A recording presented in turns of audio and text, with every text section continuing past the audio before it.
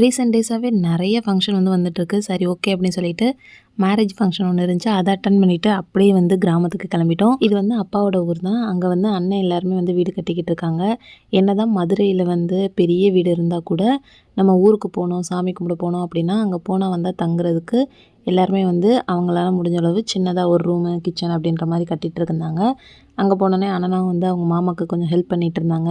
அதுக்கப்புறம் இன்றைக்கி என்ன அப்படின்னு பார்த்தீங்கன்னா, இன்றைக்கி தான் நில வச்சுருந்தாங்க. பட் நாங்கள் மேரேஜ் அட்டன் பண்ணிட்டு வரனால கொஞ்சம் லேட் ஆயிடுச்சு. இருந்தாலும் நில வைக்கிறது கரெக்டாக டைமுக்கு நல்ல நேரம் பார்த்து வைக்கணும்ல. அதனால அப்பா, அம்மா, அண்ணன் எல்லாருமே இருந்து சூப்பராக நில வச்சு முடிச்சுட்டாங்க.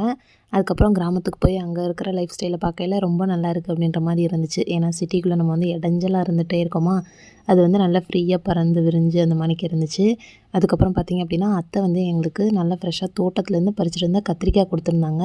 அதுக்கு முன்னாடியே தேங்காய் கொடுத்துட்டாங்க. நாங்கள் கிளம்பியிருப்போம் அப்படின்னு நினச்சாங்க. பட் லேசாக சாரல் விழுந்துச்சா, அதனால கொஞ்சம் லேட் ஆகிடுச்சு. அதுக்குள்ளே அவங்க தோட்டத்துக்கு போய் கத்திரிக்காயும் பறிச்சுட்டு வரவும் வேகமாக கவரில் போட்டு கொண்டு வந்துட்டாங்க. இந்தாப்பா கொண்டு போ அப்படின்னு சொல்லிட்டு சரின்னு அதையும் வாங்கிக்கிட்டோம்.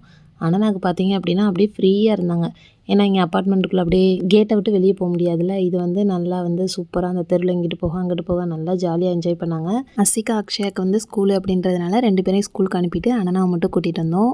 இந்த வீடியோ உங்களுக்கு பிடிச்சிருந்துச்சுன்னா லைக் பண்ணுங்கள். இந்த வீடியோ பார்க்கும்போது உங்களுக்கு என்ன தோணுது அப்படின்றத கமெண்ட்டில் சொல்லுங்கள். நெக்ஸ்ட் வீடியோவில் மீட் பண்ணுறேன். தேங்க்ஸ் ஃபார் வாட்சிங்.